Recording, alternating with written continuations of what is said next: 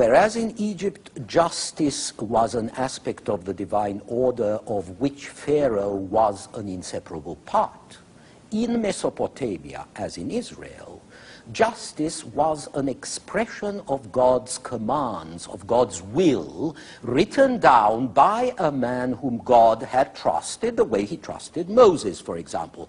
And so the divine creator of the law and the communicator of the law were no longer one and the same.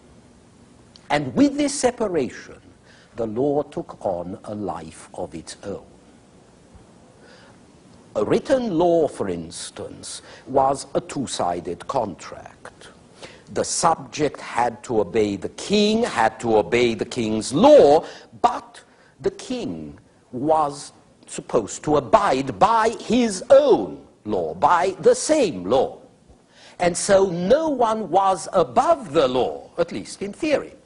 And while the theory was often ignored, and still is today, it was a basic principle with great power in the long run because it was respected even in the breach. And so this writing down and codification of the law was going to affect political life and political ideas down through the ages.